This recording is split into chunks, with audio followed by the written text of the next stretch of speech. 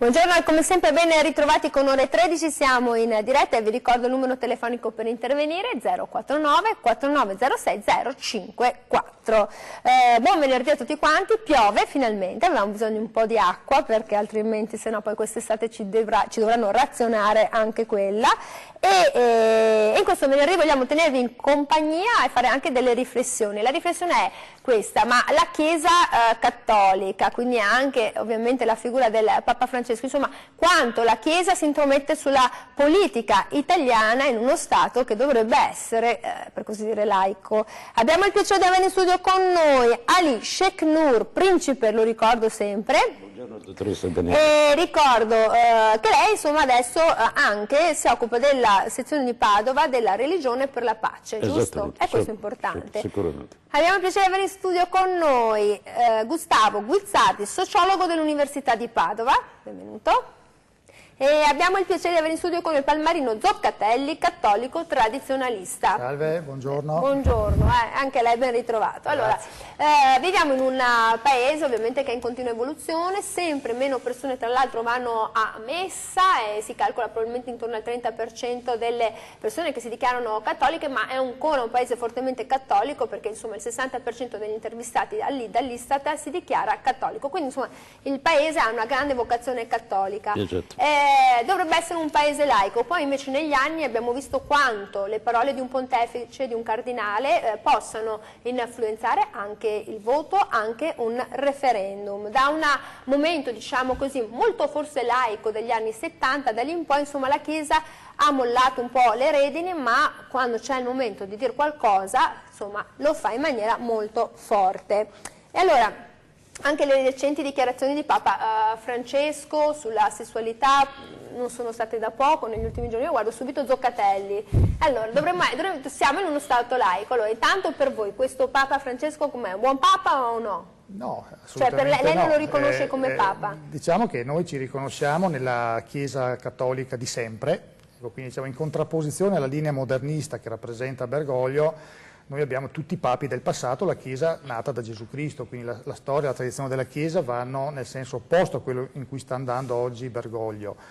Ecco, quindi anche su questi temi che sta affrontando oggi, diciamo, temi che si ritengono moderni, no? La sessualità insegnata nelle scuole, adesso l'ultima cosa che è uscita adesso.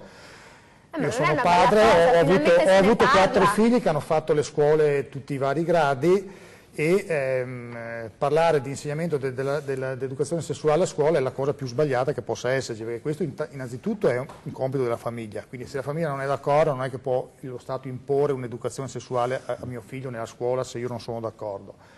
Secondo, sappiamo che purtroppo oggi la tendenza è di parlare di sessualità per inculcare delle ideologie, cioè quella del genere, una teoria di genere. Mi pare che si sia scagliato contro, no, Bergoglio anche con qualche dichiarazione carità, importante. Però perché... Ma la scuola non è laica? Allora, intanto chiariamo il concetto di laicità. Allora, il concetto di laicità è un'invenzione, diciamo, degli stati moderni nati dalla rivoluzione francese, cioè l'idea che lo Stato debba essere qualcosa di indipendente dall'ordine morale. Ecco, anche questo noi lo contestiamo, perché lo Stato non può essere indipendente da quelle che sono le leggi di natura, dall'ordine morale che Dio ha dato. Ecco, quindi perché altrimenti diciamo, avremo le aberrazioni che ci sono state, perché se noi guardiamo le aberrazioni degli ultimi 2 secoli, abbiamo avuto ideologie laiche, no, che in nome dell'ideologia hanno perseguitato i cristiani, hanno imposto leggi contro natura, hanno imposto... per citarne una può essere... Vabbè, ma lei che gli sono tanto care queste leggi della natura, sono anche le leggi della natura che hanno visto i crociati nel Medioevo, hanno visto bruciare oppure fare a Biura Galileo Galilei, insomma questi sono luoghi comuni. No, non sono cose accadute, non sono luoghi accadute. Non è vero. Intanto le crociate sono state delle imprese militari per difendere la cristianità in quelle terre là, che erano terre cristiane. Quindi avevano una funzione, diciamo così, di difesa dei luoghi dove è stato crocifisso, è nato Gesù Cristo. Vabbè, allora su questo quindi possiamo anche pensarci. Le crociate hanno avuto un ruolo di difesa, cioè non è che sono andate a conquistare i paesi del Però Golfo. scusi, adesso prendere tempo, la prudenza del tempo, la mediazione, la valutazione, la Chiesa negli anni ha rallentato anche un po' il progresso scientifico, ha rallentato un po' anche il divenire della società. Io prendo una telefonata e poi commentiamo. Pronto, buongiorno, buon venerdì. Buongiorno Danielina. Buongiorno, ci dica tutto.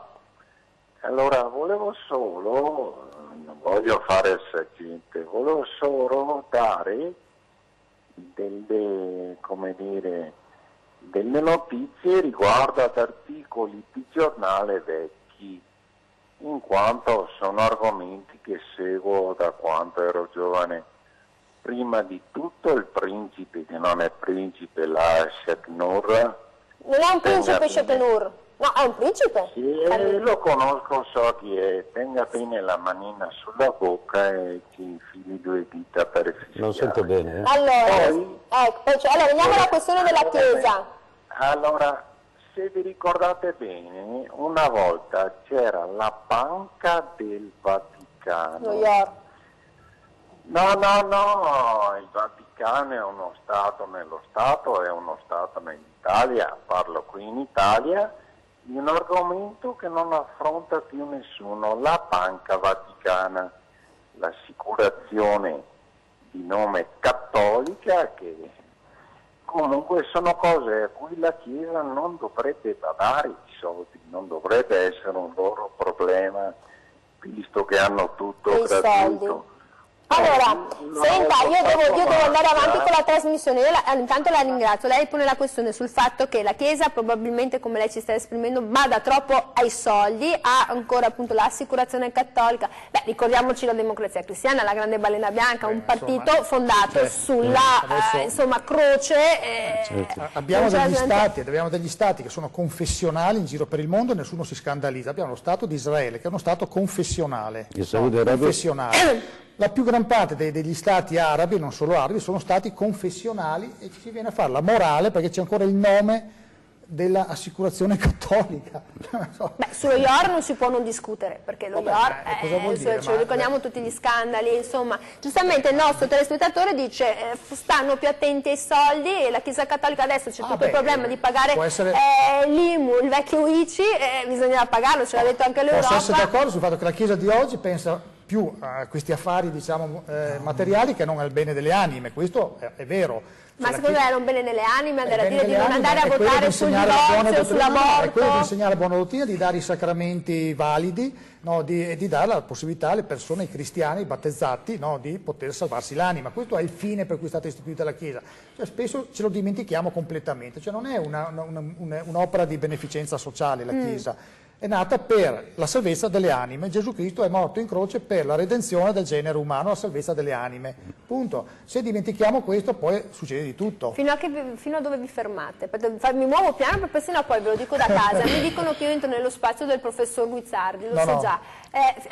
Qual è il periodo in cui la Chiesa non funziona più? Qual è? 1900? Il Concilio Vaticano II, il Concilio Vaticano II è fine diciamo, degli anni 60, quando è stato il Concilio ha rappresentato quindi da lì in poi tutto quello che è avvenuto, diciamo, a voi non va bene, non sta bene. No, non sta bene. No, perché ha cambiato completamente. Figuriamoci adesso che hanno detto togliamo dal Padre Nostro, liberaci dal male. No, ma infatti Bergoglio, guardi, diciamo, è il nuovo Lutero, se vogliamo. Lutero ha diviso l'Europa, questo sta dividendo i cattolici, diciamo, all'interno della Chiesa cattolica. Sì.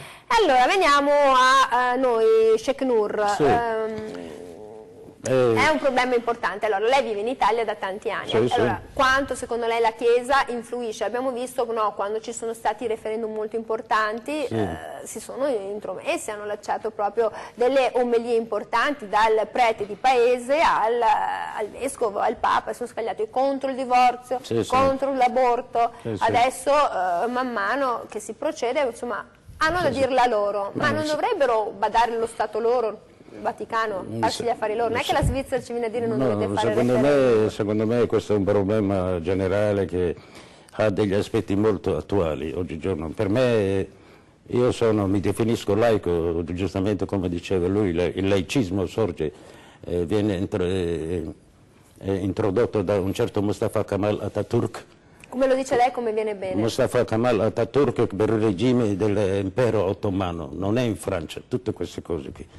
Per me gli occidentali considerano la religione un fenomeno di coscienza solo, invece per noi semitici e musulmani, ebrei, la religione fa parte della nostra vita quotidiana. C'è un certo ritorno, secondo me i fondamentalismi e i radicalismi nascono da una È una reazione, nascono dalla delusione, dal fallimento della politica. Allora sorgono, dicono no, la politica ha fallito e noi dobbiamo fare così. È vero, una volta io mi ricordo ai tempi di Andreotti, la democrazia, la Chiesa aveva una importanza, indirizzava a Mintero Fanfani, sì, al tempo di Aldo Moro.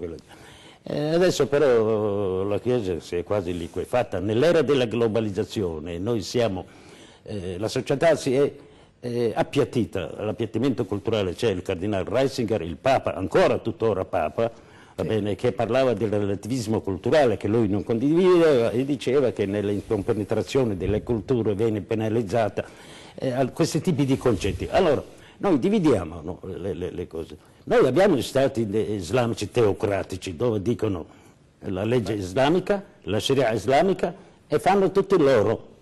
Noi abbiamo i radicalisti cristiani, alcuni di loro hanno questo tipo di concetto. Secondo me la depoliticizzazione della politica, secondo me il Papa non dovrebbe fare un intervento di tipo politico, ma può fare un intervento di tipo religioso. Però Gandhi diceva, va bene, chi dice che non c'è un nesso fra religione e politica non ha capito nulla di politica. La politica fa parte, la religione fa parte di tutto, della politica, della sociologia. Ecco, il problema attuale, il sorgere di alcuni questi ragazzi giovani che improvvisamente prendono il Kalashnikov, fanno il kamikaze, c'è la degradazione della generazione della religione e della politica. Allora, ma perché l'Islam, cioè, quello che chiedo, è uno strumento politico, cioè non è un attore politico, ma diventa uno strumento in questo caso, diventa un modo attraverso il quale... Esattamente, i radicalisti islamici cosa dicono? L'unica via possibile è quella della... Quindi è uno strumento. Allora lì parliamo il discorso, adesso abbiamo poco tempo. Io devo andare in pubblicità, certo sta che comunque probabilmente, adesso io non lo so, ma la Chiesa cattolica o comunque il mondo occidentale utilizza anche molto, insomma, i radicalisti, la paura, no, l'opposizione tra Occidente e Oriente. Quelli che tagliano le gole li abbiamo visti. Gli integralisti a qualsiasi ceppo hanno dello stesso fondamento ideologico. Insomma, mamma mia, arrivano i turchi. 049 49 06 054, siamo qui, cosa ne pensate? La Chiesa cattolica si intromette troppo nella vita della nostra nazione e siamo qui a disposizione. Torniamo dopo la pubblicità col professor Guizzardi che ci farà capire dove stiamo andando. A dopo.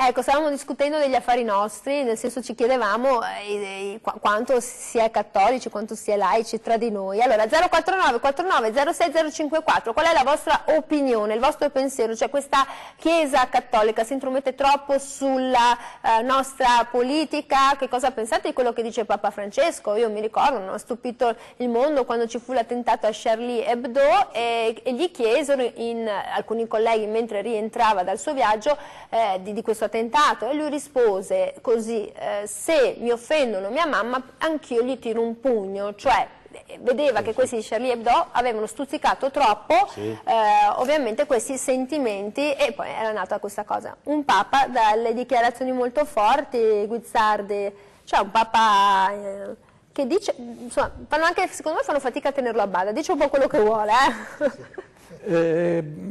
Beh, questo è un bene, nel senso che questo Papa credo che abbia capito benissimo, perché viene dall'Argentina, da un paese lontanissimo da Roma, che il mondo cattolico, così come è pensato in Europa e da Roma, non ha futuro. E perciò bisogna che nel cattolicesimo si inseriscano varie aspetti, diciamo, non di novità, ma di capire che il mondo, come è fatto il mondo sul serio. Il mondo sul serio è fatto che i cattolici non hanno potere. Magari gli dispiace, vorrebbero averlo, ma non ce l'hanno. E non necessariamente la linea è quella di recuperarlo. La linea è quella, a quel che capisco io. Dunque io non è che condivido o non condivido quello che dice il Papa, cerco di capire come cerca di muoversi. non possiamo pensare da un punto di vista della centralità romana. Però scusi professor, lei dice i cattolici non ha un potere, però se noi guardiamo a chi va a messa, insomma, un italiano su tre, qual è il partito politico che ha così tanta...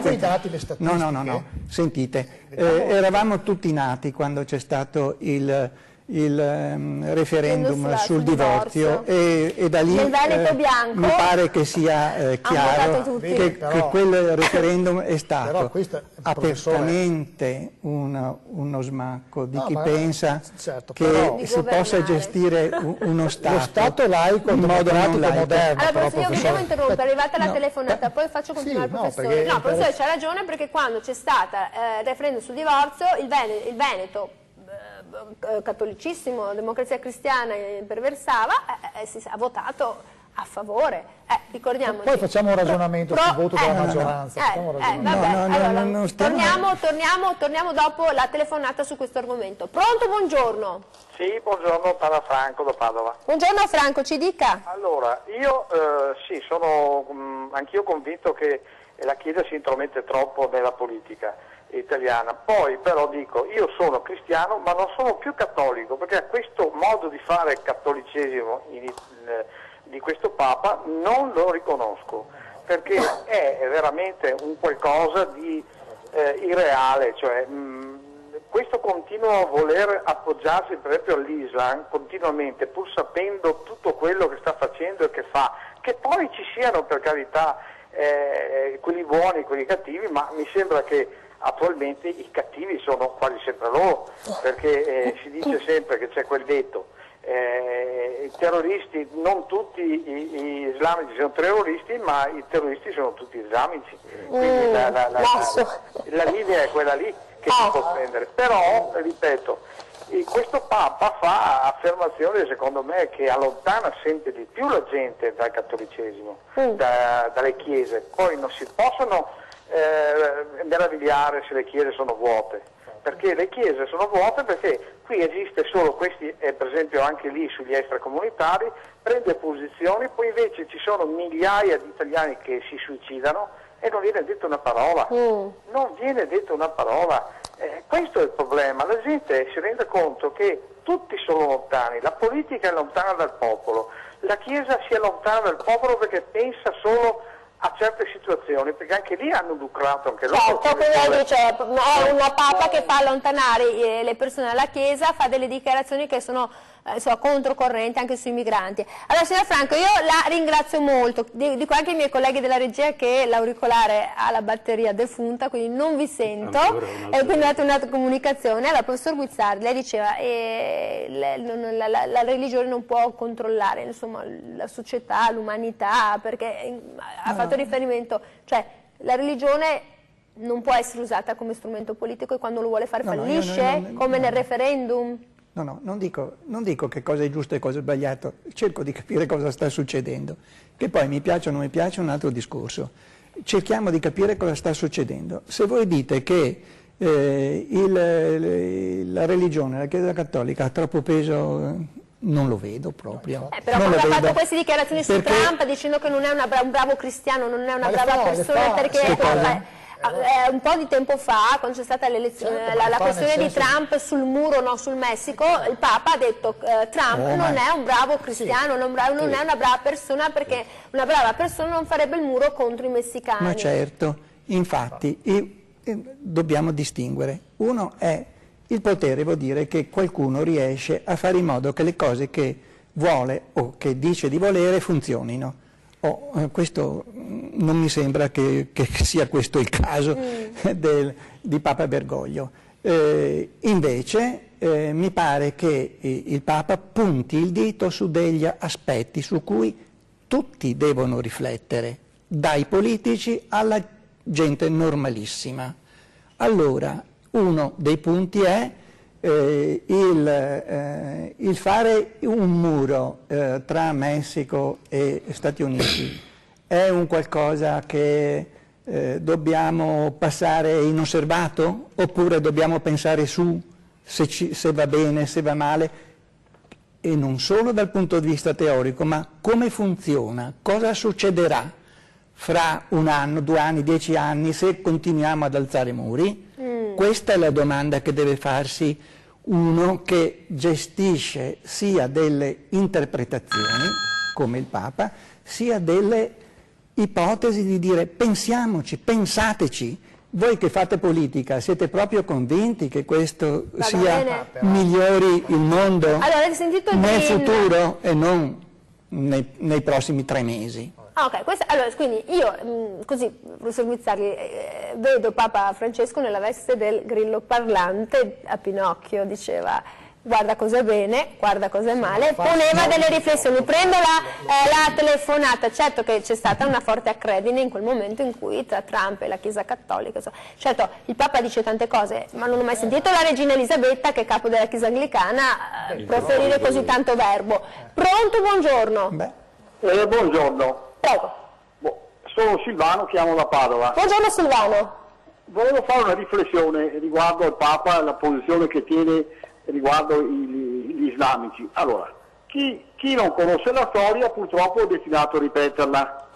Basta guardare, ma non l'11 settembre che è stato fatto eclatante.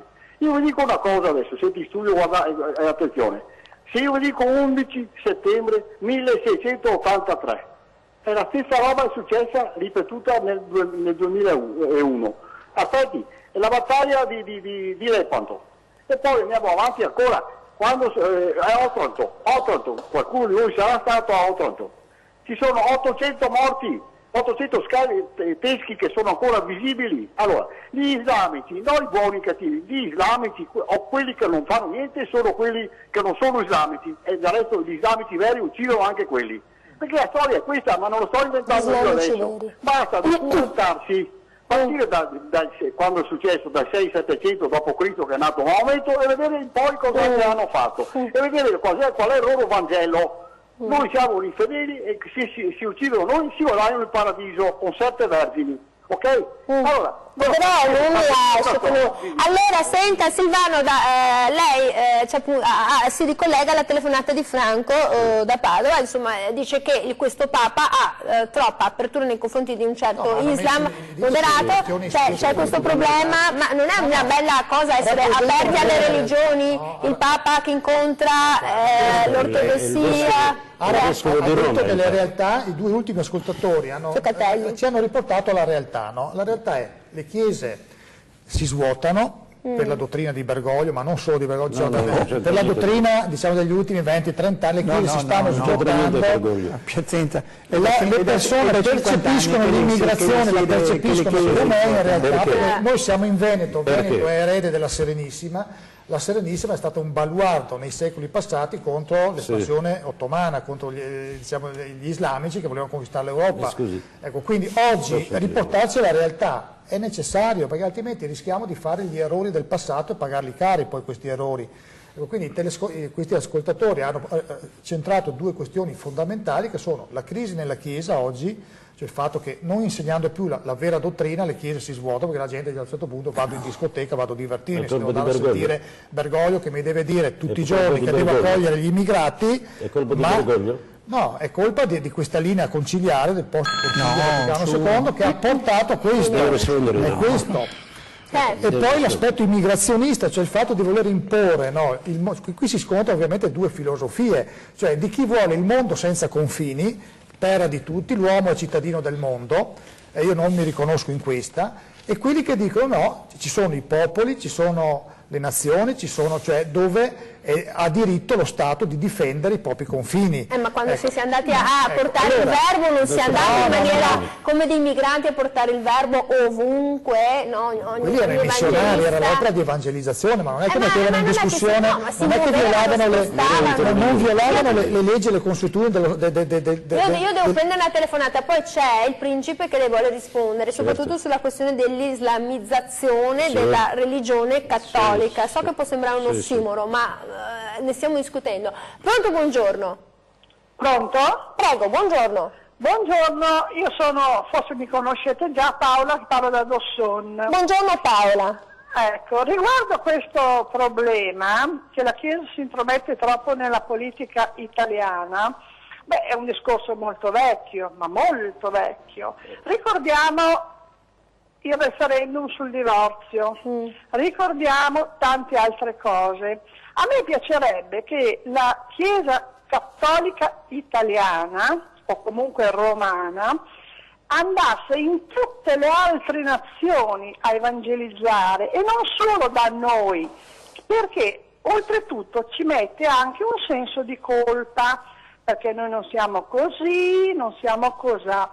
Riguardo il nuovo Papa, non mi piace quello che ha detto il Signore ultimamente, ma non so neanche il nome, io credo che sta cercando di aprire un po', perché l'evangelazione, la carità, l'umanità e tutte queste cose sono nel nostro DNA di cattolici, ma se no siamo degli ipocriti e stiamo molto attenti, perché l'ipocrisia torna sempre indietro come la falsità. Vi saluto e vi ringrazio. Allora, grazie signora Paola, io le faccio dare una risposta e ne torniamo sul nostro dibattito dopo la pubblicità. Io ho anche dei tempi laici di pubblicità, chiamiamoli così. No, adesso per il momento ancora non ho, compra 3 oboli e una volta si vendevano, adesso per fortuna non so, lotta per dire alla Chiesa Cattolica. Vabbè, ma c'è la Chiesa Valdese, poi ce ne possiamo dire tante cose. 049 4906 054, ne torniamo dopo la pubblicità e commentiamo anche la telefonata di Paola da Dosson con Alice Chenur e poi i nostri ospiti. A dopo.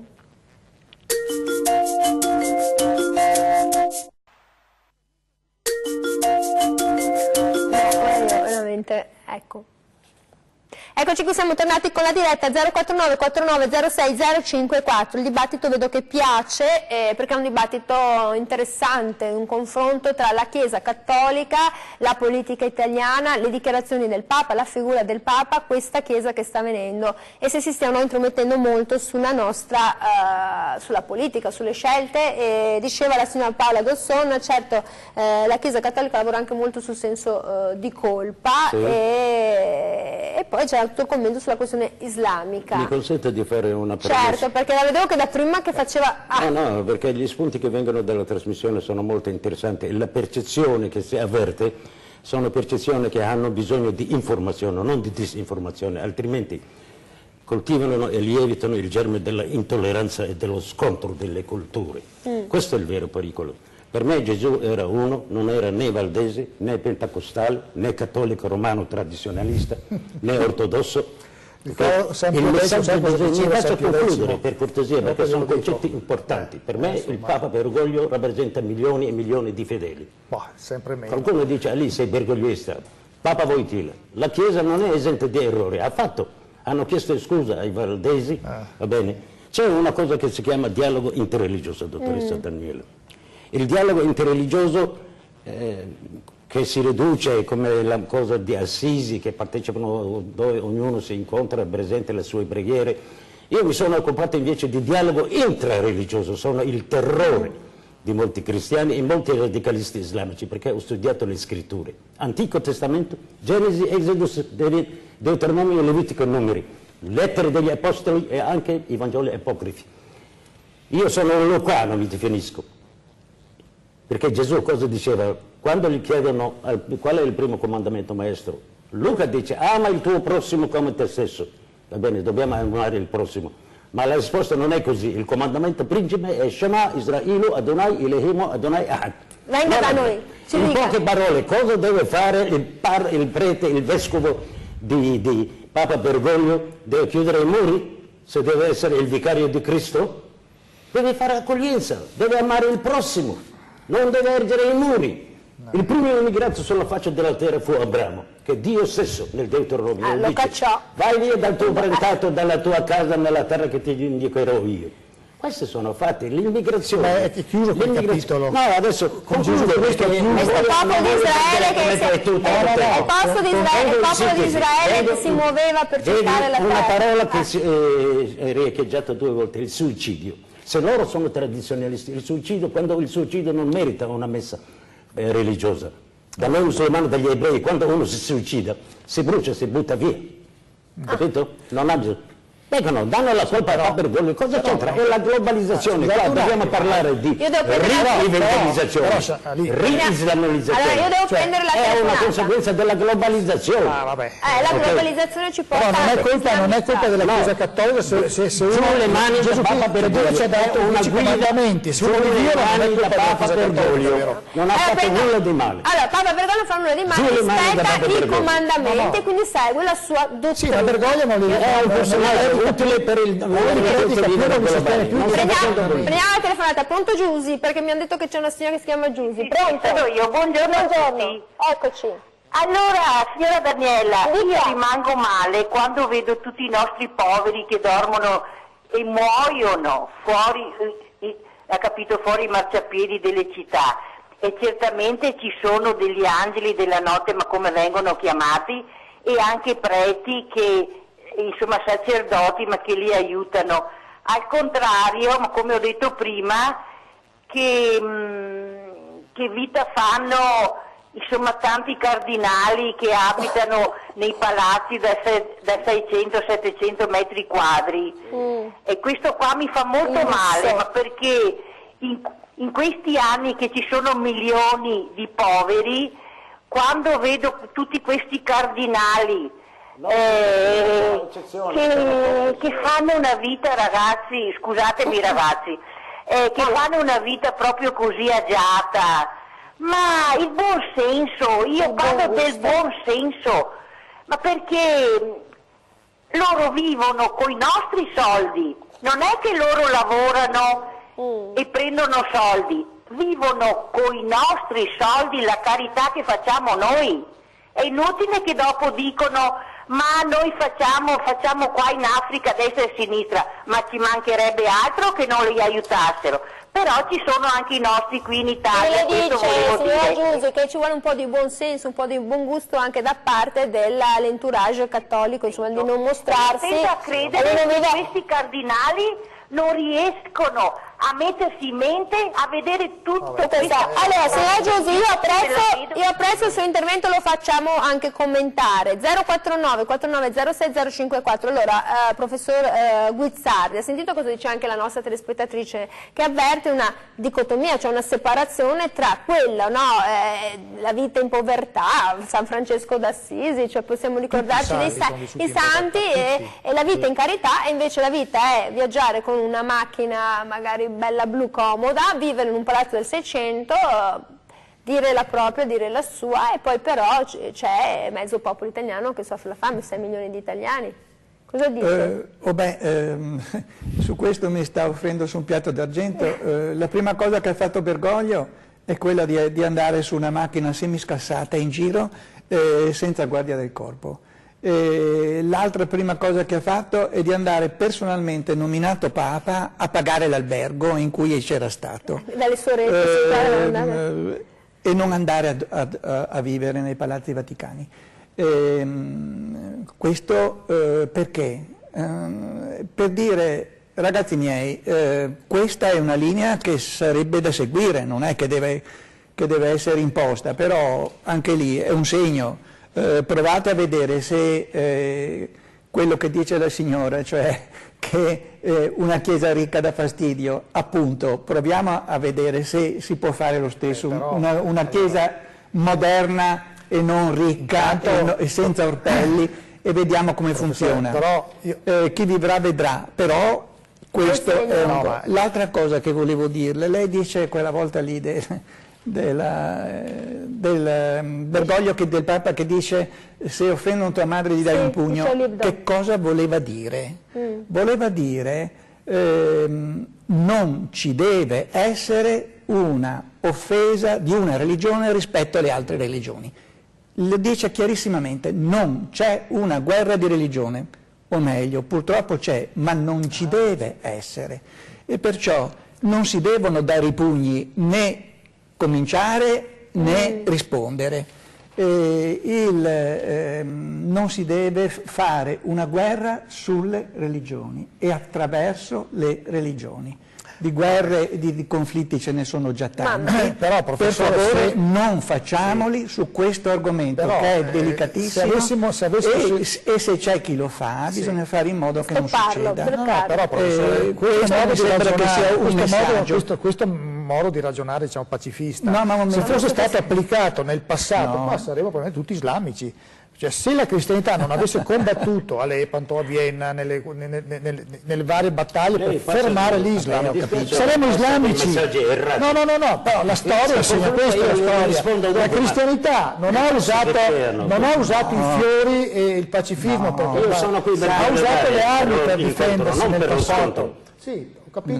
La islamizzazione è una lei rappresenta, ma non rappresenta l'Islam in assoluto. Cioè, ma neanche lei rappresenta tutto il cattolicesimo. Come lei non rappresenta il cattolicesimo in assoluto, spero bene. Siamo fino agli anni 70. No, fino agli anni 70. La Chiesa per 2000 anni ha insegnato certe cose. O se la Chiesa per 2000 anni ha insegnato che i comandamenti sono 10, non è che adesso arriva Bergoglio e dice no, sono 8. Sono 6, sono 5. Insomma. Io devo prendere una telefonata. Pronto? Buongiorno. Buongiorno, sono Franco da Udine. Ah, buongiorno Franco. Allora, nevica da voi?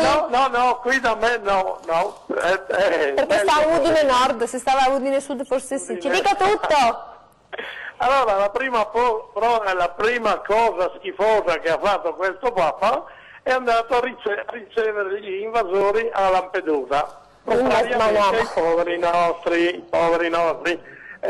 Ma nessuno gli dice di stare un po' zitto e non mandarlo sempre in televisione ogni 3x2, dalle sue televisioni, Radio Vaticana, eccetera, andasse lì a sfogarsi, no? La Chiesa con il 18 ha voluto 35 extracomunitari, poi li ha lasciato scappare. Salvini dovrebbe dire, se volete qualche extracomunitario, mettete giù un paio di miliardi di cauzione, invece c'è già il problema di far pagare l'IMU come Ciccio Lopez. Insomma, Franco, lei dice che Bergoglio è troppo attivo e troppo presente sulla questione dei migranti, e abbiamo capito come la pensa, tutti invasori. Il signore ha detto che un'altra cosa, per favore, se il buon Dio ha fatto il mondo così bello così e ha messo i bianchi, i rossi, i verdi in una posizione, adesso questo Papa che li vuol mischiare, non è così, non fa il volere del buon Dio. E allora mandiamo a casa questo Papa, dai, mandi. Certo. Allora, grazie, il volere di Dio. No, non è che sia chi fa il volere di Dio? Non è il volere di Dio. Questa è la realtà della natura umana. Cioè, non è che noi possiamo pensare di andare in nome dell'ideologia, noi andiamo contro l'ordine naturale, in nome dell'ideologia. La percezione è la follia di questo secolo. Questa è la sua ideologia, purtroppo. La follia di voler dire io penso questa ideologia, cioè che il mondo è di tutti senza frontiere, quindi lo impongo. Questa è una cosa che produce disastri, poi alla lunga li produrrà, produce disastri. Perché se lei va anche negli Stati americani, New York, lei troverà il quartiere dei cinesi, cioè poi la gente si rimette assieme con i propri simili, non è che vanno così si mescolano perché è bello mescolarsi. C'è gente che si crede dei razzisti. Allora, io devo andare in pubblicità, però vi informo anche Zoccatelli che noi siamo proprio il frutto di mescolanze di DNA e di tante altre cose, quindi siamo una umanità in viaggio e che viaggerà verso un futuro. Però c'è una gerarchia delle civiltà, c'è una gerarchia delle civiltà. Questo dice lei che c'è la gerarchia delle civiltà, non è la gerarchia delle civiltà. Certo che c'è una gerarchia delle civiltà. Secondo lei qual è la civiltà che deve essere? La sua? No, la civiltà occidentale che è nata dal cristianesimo indubbiamente è una civiltà Cristo è nato in Asia. Non possiamo paragonarla a quello che diciamo che arriva qua, che la civiltà cristiana non ha neanche le basi minime, diciamo così, si chiama Nazareno, è nato in Palestina. Di quale occidente parla lei? Mi scusi, sa. Ma scusi un attimo. La civiltà cristiana di Cristo. Discendiamo tutti Cristo è un Nazareno. È un giudeo. Discendiamo dai discendenti di Noè. È nato in Asia. No, certo, cioè discendiamo da lì tutti. Però Siamo tutti da Adamo ed Eva e siamo fratelli, lo capisce questo certo. lei? Io vorrei tanto credervi che discendiamo tutti da Adamo ed Eva, le avete ma fatte voi l'altro all'Occidente, non è che l'Occidente è andato a farvi guerre, le avete fatte voi. Vabbè, allora, mamma mia, qua andiamo in ginepraio. No, io devo andare in pubblicità perché sennò... non lo so, ma adesso ti faccio... Allora, l'antropologo dice che noi discendiamo tutti dalla mamma Lucy, perché è stato questo ominide ritrovato. Anche questa c'è come teoria, perché non è che ci sia soltanto la vostra, perché chi a casa magari non pensa ad Adamo ed Eva, ma pensa che ci siano anche gli ominidi. Qualcuno prima o poi troverà l'anello mancante. Noi lo troviamo forse andando in pubblicità, torniamo dopo. L'anello mancante, non si trova.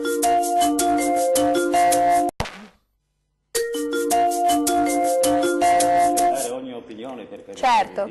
Allora, noi stiamo commentando sul fenomeno, insomma, del fatto della creazione, mettiamola così, su come siamo arrivati o come siamo, insomma, qui sulla nostra terra. Però devo dirvi che durante la pubblicità, nonostante posizioni opposte, Elisha Knur e Palmarino Zoccatelli sono trovati d'accordo sull'Adamo ed Eva. Poi su che cosa sia successo, di chi sia la mamma di, il padre di Adamo piuttosto che i figli di Noè, e questo è. Mi consenta certo, c'era la replica. Vedi, la percezione che avverto, io questo Papa qua lo rispetto, ho figlie cattoliche, mia moglie è cattolica, vivo in un paese di cattolici, sono tempi bui, quella percezione che sia un attacco delle istituzioni, stiamo vivendo momenti bui che bisogna fare informazioni.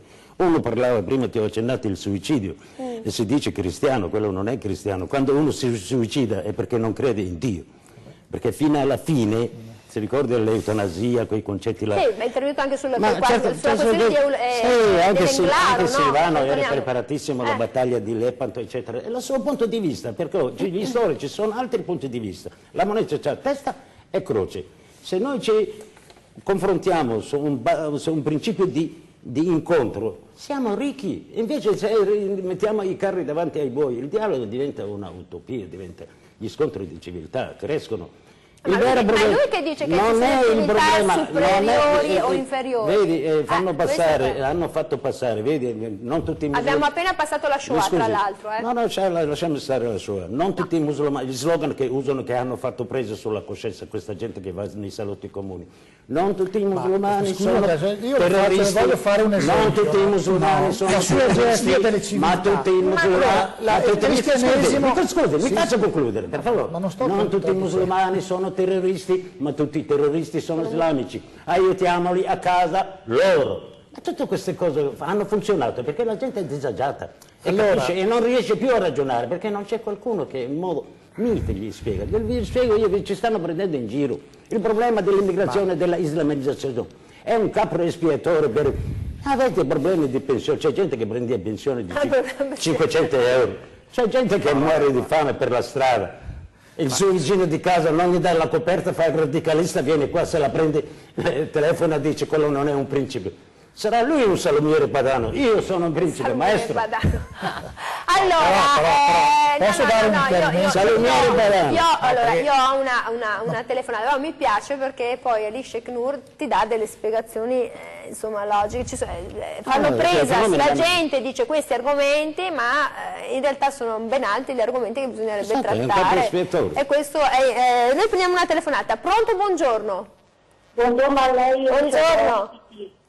Io volevo fare una considerazione specialmente col suo ospite che si definisce laico e principe. Il signore lì non sa che la Repubblica Italiana ha abolito i titoli nobiliari?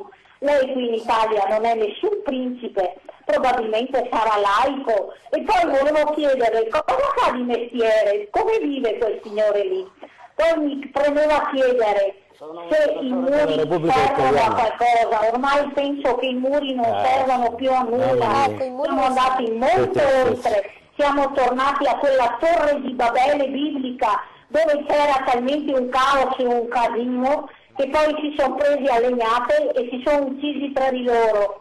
E mi premeva chiedere un'altra cosa. A me piacerebbe sapere quanti soldi introduce la Chiesa ogni anno col 5 per 1000, l'8 per 1000 e quant'altro, e quanto ci costano gli stipendi dei sacerdoti e di tutta la Chiesa. Poi un'ultima cosa, mi piacerebbe sapere come mai noi dobbiamo essere così buoni tramite Papa Francesco e quanto si compiacciono i giornalisti di parlare di questo Papa Francesco. Poi vorrei dire, se sono tanto laici e buoni, come mai si dividono i gesuiti, salesiani, benedettini, antoniani e quant'altro? Dovrebbero essere tutti uguali? Lei ha messo tante domande sul piatto. No, la precisazione è che dottor, la devo chiamare dottore a questo punto, signora, lei è un... Io sono un citopatologo, faccio prevenzione di malattie tumorali. Secrezioni mammarie, prelievi vaginali, aspirati endometriali e faccio anche aspirati tiroidei. Per quanto riguarda il titolo di principe, il mio nonno è stato sancito il cavaliere Sheikh Nur dall'amministrazione fiduciaria italiana al tempo di Mussolini, a 5 anni parlavo italiano. E principe, sono principe perché mio padre era un re. Se lei lo rinnega io glielo dimostro, venga qua, io non so che cosa sia lei. E Papa Bergoglio lo tocchi. Non lo tocchi perché è una guida carismatica di milioni e milioni di cattolici. Porti rispetto a Papa Bergoglio, signora, e vada a messa del parco. Sentiamo gli ascoltatori. Però ha detto che i muri non servono a nulla. No, però io ho sentito finora che la maggioranza è critica verso Bergoglio, quindi riflette bene il pensare comune della gente. Ecco. Quindi vuol dire che Bergoglio non ha bisogno della mia difesa, Bergoglio è il parroco, il vescovo dei cosi. Li sta perdendo. No, io dico, vengo al professor Guizzardi. Su questa, io voglio tornare sulla questione delle civiltà. Non esiste che una civiltà sia migliore di un'altra. Dove vivere, dove vive in Occidente dalle radici cristiane o in un paese dove c'è ancora il cannibalismo, i sacrifici umani, tagliano le gole perché sei infedele. Non so, me lo dica, se lei preferisce, sono uguali le civiltà. Non ho detto che sono uguali le civiltà, però non ci possiamo, è una questione culturale. Preferisce vivere qua dove almeno queste barbarie sono tollerate o vorrebbe vivere... Io preferirei vivere in un luogo dove ci sia una cultura del rispetto e una cultura... la cultura del rispetto, quella è la civiltà, è una cultura. Ma esiste una civiltà musulmana? Voi leggete ogni tanto la cronaca nera dei nostri giornali, leggete quanto sono pagati quelli che raccolgono i pomodori, che hanno ammazzato quella ragazza, che voltate le pagine, però sento Dio. E la figura della donna su questa civiltà occidentale che ne ammazziamo uno ogni 3 giorni. Islamica, cioè se lei preferisce la donna nella civiltà islamica, in quella nigeriana dove fanno i riti voodoo. Ci salvi un po'. Era cristiana quella, non era islamica. I nigeriani che hanno sgozzato erano cristiani. I riti voodoo. Non generalizziamo, gli assassini sono sempre assassini. Ci salvi da questa impasse sulla civiltà. Ci salvi. Meglio la bene la santa civiltà cristiana, voilà. Stanno meglio tutti. Vedi, dottoressa Daniela, bisogna fare una differenza tra civiltà io parlo di cultura, rispondo perché non avrà mai parlato, professore. Se c'è una civiltà che pensa di essere la meglio di tutte, è morta. Perché il vero problema è di riconoscere che ci sono dei limiti anche al proprio interno.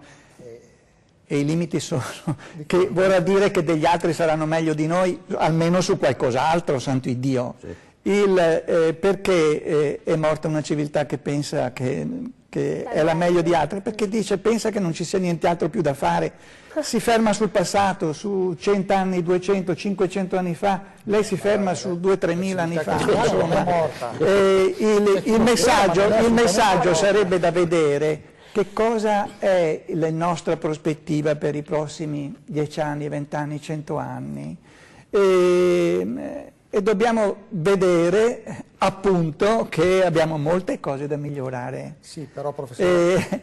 E che gli altri siano proprio a questo livello così scandalosamente arretrato.